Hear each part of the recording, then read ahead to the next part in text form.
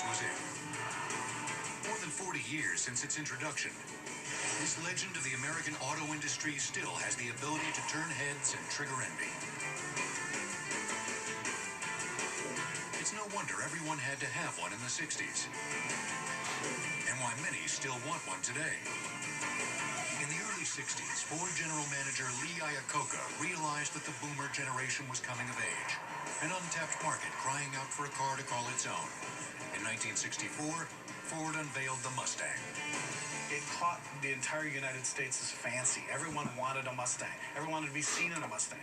And sure enough, within the first 2 years, they sold over 1 million cars. The first year sales had set records. No other car had sold in those numbers. It was all because the car was the right car, the right price, the right time, and it had the right look. Ironically, this automotive icon was almost the car that wasn't. Ford executives had to be convinced by Iacocca that they needed his car instead of their Falcon. Well, when he first pitched the idea of this youthful young car, it was basically summarily thrown out. And the answer was no, no, over and over again, no.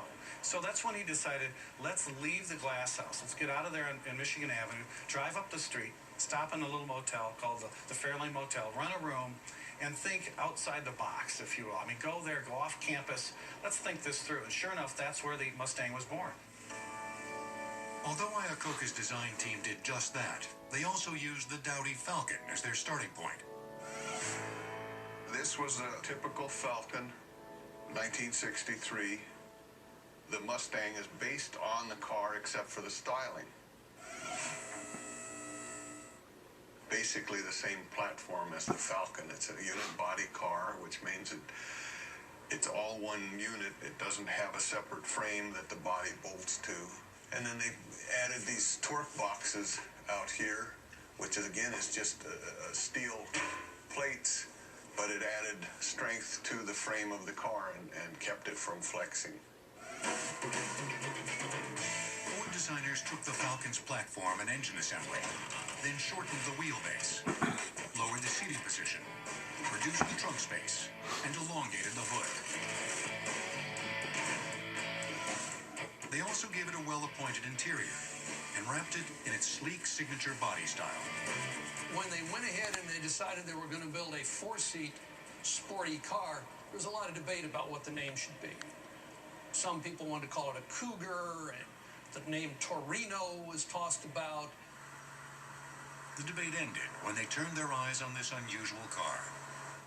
This car in front of me is known as the Mustang 1. This little car came out in 1962 as what they call a concept car. It was the first Ford car to bear the name Mustang, and it was a sensation when it came out. Ford really just borrowed the name Mustang from this car. And eventually, they decided to take advantage of all the good publicity that this little car had generated to call a production car a Mustang. In the spring of 1964, Iacocca's brainchild finally hit the market. And when it finally hit, it took the country by storm. There are great stories about people staying outside their dealerships and crowds that couldn't be contained. Every car that was in the dealership on the first day selling out. Boasting a starting price of around $2,500, the Mustang appealed to just about everyone. You could buy a Mustang as a hardtop, a fastback, or a convertible. One of the keys to the Mustang's success was that you could make it your own. And it's very hard today to find two of these early Mustangs that are exactly alike. There was even a Mustang for drivers who demanded something brawnier under the hood. This is a 66 GT350. Carroll Shelby took the regular Mustang in 65 on up and modified it to be a little more performance-oriented. What he did was a few modifications to the car that you normally don't have on a regular fastback. Modifications included a V8 racing engine and a special intake manifold and carburetor to increase its power from 271 to 306 horsepower. Most people would prefer to have these if they're a little more speedy. racing, a little more prestige. It's more of a rare car than a regular Mustang. Shelby didn't make that many of them.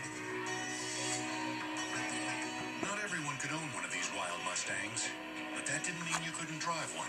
Hertz realized that there could be a real marketing opportunity here for renting cars to people who couldn't afford to buy these things but wanted to be able to drive one. And they worked with Shelby, created a number of special GT350s. They were painted black and gold, which were Hertz's colors.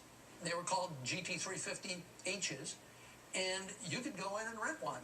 People used to come in and rent them for the weekend. That's why they called it a rent-a-racer. And they take them out to the drag strips, or they take them out to the oval tracks, and they'd race them. And then they'd bring them back Monday, and they had a good weekend, and it didn't cost much. Then guys started deciding that, hey, we can take these engines out of the Shelbys and put our less powerful engines back in them and use these in our everyday cars. And Hertz didn't know the difference. They were not car aficionados. They were just in the rental business.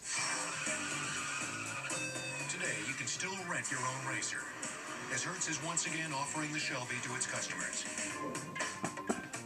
What the Mustang did for the 60s car industry, this push-button wonder would do for communication, and this humming watch would do for timekeeping.